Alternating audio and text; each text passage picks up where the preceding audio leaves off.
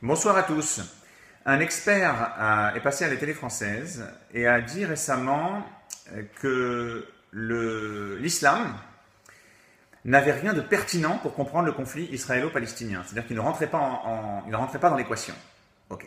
Bon, déjà, il faudrait qu'il m'explique pourquoi les Arabes de ces territoires, qu'on appelle les Palestiniens, ont revendiqué leur État seulement à partir de 1967, quand Israël a pris le contrôle de ces territoires. Parce que vous le savez ou pas, mais avant 1967, c'était la Jordanie qui avait annexé ces territoires, et il semblerait que les Arabes de ces territoires n'avaient pas de revendication spéciale. Ce qui voudrait dire que leur revendication est conditionnelle à la nature de l'occupant. Donc quand les occupants sont juifs, c'est un problème, mais quand les occupants sont musulmans, ça va très bien. Ce qui est d'autant plus bizarre que Israël a fait plein de choses dans ces territoires, même si les journaux français ne vont pas en parler, mais l'eau courante, l'électricité, les hôpitaux, les universités, etc., etc. Bref.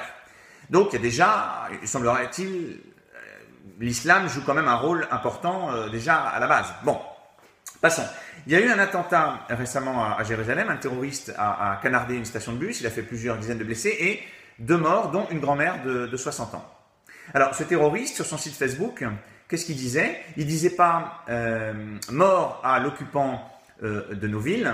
Il disait « Je veux libérer les lieux saints de la présence juive ». Voilà. Donc encore une fois, force est de constater que l'islam y est pour quelque chose. Ensuite, on va passer sur les détails habituels, parce que je ne vais pas le répéter à chaque attentat. Le mouvement officiel de Mahmoud Abbas, qui est le partenaire modéré d'Israël, a déclaré un jour de deuil, pas pour la grand-mère, pour le terroriste, et il a vanté en fait le terroriste comme étant un shahid, c'est-à-dire un martyr qui est mort pour Allah. D'accord. L'islam n'a vraiment rien à voir, décidément. Ouais. Alors, qu'est-ce que je voulais dire? J'ai pris quelques notes. Oui. Alors, vous savez que on dit souvent que le Hamas est un mouvement extrémiste et que l'autorité palestinienne qui contrôle administrativement les territoires disputés est un partenaire modéré, comme je l'ai dit. Alors, dans ces territoires qui sont contrôlés par l'autorité palestinienne, les prêches du vendredi sont très intéressants. Alors je vous parle de prêches faits par des hommes qui sont nommés par Mahmoud Abbas, d'accord? Donc aussi bien, et qui sont évidemment retranscrits dans le quotidien, dans le journal officiel de l'autorité palestinienne, d'accord? Et alors vous allez me dire, oui, ce sont des prêches, donc c'est normal qu'ils parlent de religion, mais ils en parlent pour l'associer au conflit qui les oppose aux Israéliens. Donc, je ne vais pas vous dire tous les prêches parce qu'il y en a des centaines, mais on y lit notamment que la terre de Palestine est une terre islamique et que la Palestine est un waqf, c'est-à-dire un trust islamique qui ne peut pas être divisé. Alors, quand ils parlent de Palestine, les imams, c'est tout le territoire qui comprend Gaza, Israël, les territoires disputés et même la Jordanie. Et donc c'est interdit de même une parcelle de cette terre de la donner, ce qui veut dire qu'en fait Israël n'a pas le droit d'exister.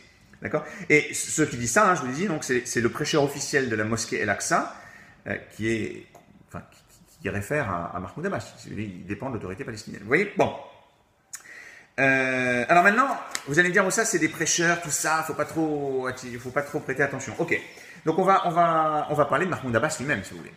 Parce que Mahmoud Abbas lui-même, alors Mahmoud Abbas avait dit une phrase, vous savez, il y a la violence qui a commencé il y a 1 an, où des Arabes ont commencé à poignarder à tout va, en fait, des civils.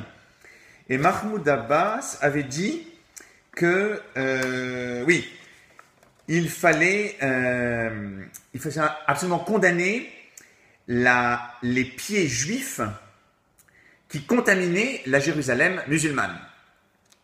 L'islam n'a décidément rien à voir, hein. Alors, ce même Mahmoud Abbas d'ailleurs, je l'avais noté, qui avait dit dans un de ses discours, pas en anglais, hein, ces discours-là il les fait en arabe, hein, mais en anglais, quand il va parler à Obama ou quand il va aux Nations Unies, il parle complètement différemment. Alors il disait, chaque martyr sera récompensé par Allah et rejoindra le paradis.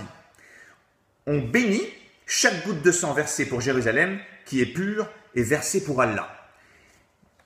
D'accord. Ok. Alors maintenant, je vais finir avec quelque chose qui est jamais discuté dans les médias.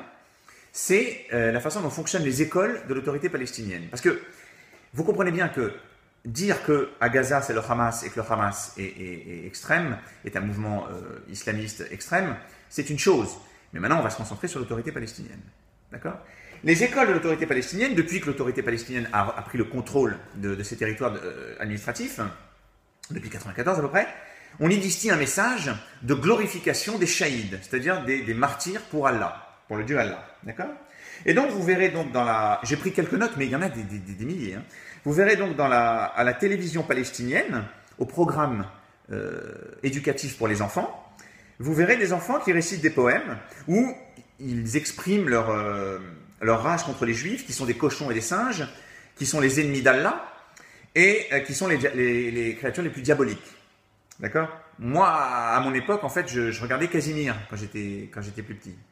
Apparemment, les programmes ont changé, c'est hallucinant. Je suis plus du tout à la page, moi. Hein.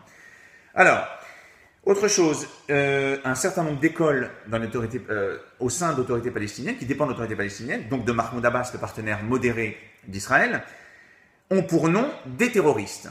D'accord ? Alors, je vais vous donner un exemple, il y en a des dizaines. D'accord ? Donc, il y a la Dalal Mughrabi Elementary School, d'accord ? Pas à Gaza, je le répète, à Hébron.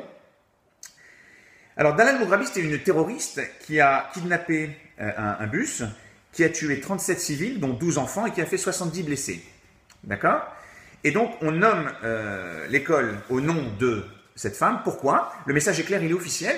C'est pour que les enfants apprennent à vénérer les gens qui sont morts en tuant des juifs pour Allah. D'accord ? Et je pense qu'en fait, l'expert avait raison, l'islam n'a strictement rien à voir dans l'équation. Alors, on y est aussi... Alors, j'ai pris encore une note, après je m'arrête. Hein. En septembre 2013, dans le journal qui dépend de l'autorité palestinienne, hein, donc un journal pour enfants, si vous voulez, Zeizafina, ou Zeizafuna, je crois, donc un enfant de 11 ans qui récite donc une sorte de poème ou de déclaration qui dit « Si tu aimes la mort, alors tu es un Palestinien. Si ta chanson est une chanson de shahada, c'est-à-dire de martyr, si vous voulez, alors tu es un Palestinien, un vrai Palestinien. » Voilà. Voilà, donc je vais finir juste par un tout petit commentaire. La violence, c'est très important que je dise ça, la violence en Palestine mandataire, c'est-à-dire la Palestine que les Britanniques contrôlaient après 1922, donc la Jordanie, Israël actuel, Gaza et les territoires disputés, il y avait de la violence anti-juive tout le temps. Il y en a toujours eu même avant qu'Israël ne soit créé, si vous voulez. Donc, juste pour que vous le sachiez, à Hébron, par exemple, en 1929, il y a eu des fausses images qui ont été distribuées par le grand moufti de Jérusalem, qui est une sorte de père spirituel de Arafat et de Mahmoud Abbas, qui s'appelait donc Al-Husseini. Et il a distribué des images de lieux saints, de mosquées complètement détruites, avec en commentaire les juifs, les sionistes en fait, ont bombardé la mosquée. Vous voyez déjà l'utilisation du mot sioniste. Et les Arabes ont été déchaînés, ils sortaient du prêche de l'imam, on leur a filé ces images, ils ont massacré une école talmudique entière en fait, et d'autres juifs qui allaient vite au commissariat se sont fait lyncher en fait par la foule. Voilà. Donc la question que je vais poser, il y a pas la conclusion en fait, vous l'avez comprise en fait. L'expert qui vous dit que l'islam ne rentre pas en ligne de compte, soit il est stupide, c'est inquiétant parce qu'il est expert, soit alors il est malveillant. Et la question que je voulais poser, c'est, je voulais vous poser la question, est-ce que vous avez déjà lu en fait les infos que je vous ai données dans un article, par exemple, de Piotr Smolar, le correspondant du Monde en Israël? Non, d'accord? Alors peut-être que Piotr Smolar, il n'a pas Internet. Ou peut-être qu'il ne sait pas utiliser Internet, hein, c'est possible. Mais c'est quand même étrange qu'un correspondant du Monde en Israël et qui étudie le conflit donc israélo-palestinien, bah, il parle jamais de ces infos-là. C'est quand même assez étrange. Voilà. Voilà mes amis, je m'apprête à m'envoler pour Israël en vacances. Je vous souhaite du bon temps et je vous retrouve très bientôt. Bye bye.